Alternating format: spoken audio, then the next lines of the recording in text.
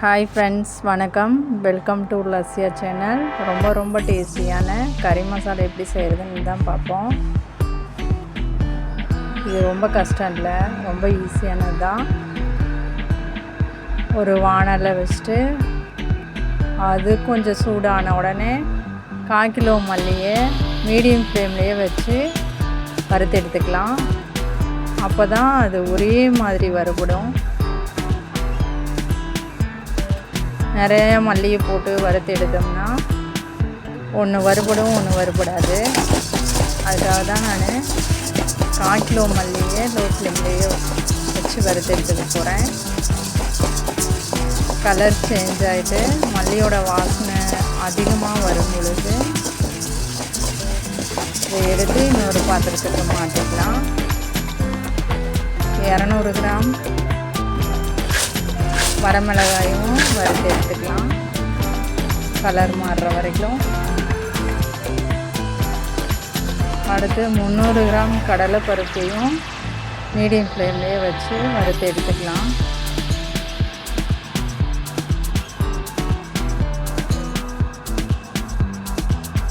Colour மாறிடுச்சு, கிறிஸ்பியாக ஆகிடுச்சு. இதையும் ஒரு பாத்திரத்துக்கு மாற்றிடலாம்.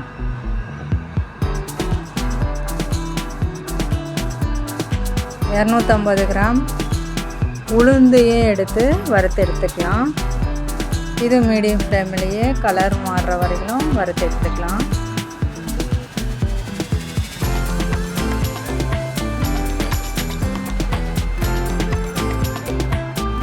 கலர் மாறிடுச்சு, இன்னொரு பாத்திரத்துக்கு மாற்றிக்கலாம்.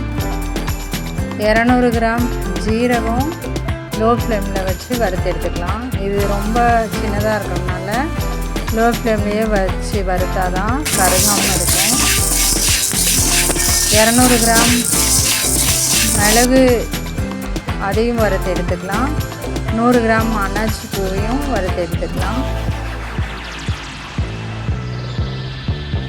100 கிராம் மராட்டியும் இது ஹை ஃப்ளேம்லேயே வச்சு வறுத்துக்கலாம். இது பொருள் எல்லாம் பெருசாக இருக்கிறதுனால ஹை ஃப்ளேம்லேயே ஓரளவுக்கு வச்சுக்கலாம்.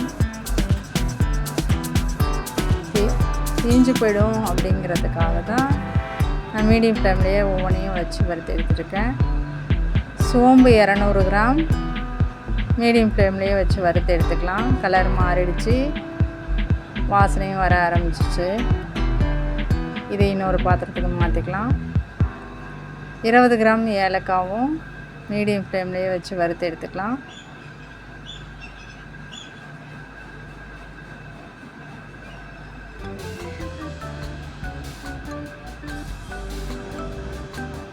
100 கிராம் கசகசா லோ ஃப்ளேமில் வச்சு வறுத்து எடுத்துக்கலாம்.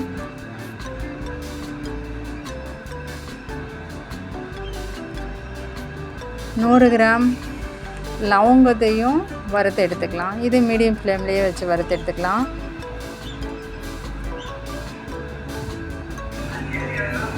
4 ஜாதிக்காய், அதை உடைச்சிட்டு இதோட சேர்த்துக்கலாம். 200 கிராம் பட்டை, அதையும் வறுத்து எடுத்துக்கலாம். 100 கிராம் கட்டி பெருங்காயம், அதை துண்டாக்கி அதையும் வறுத்து எடுத்துக்கலாம்.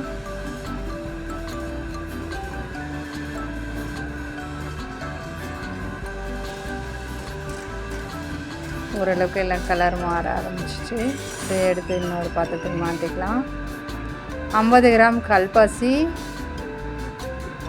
இது மீடியம் ஃப்ளேம்லேயே வச்சு வறுத்து எடுத்துக்கலாம்.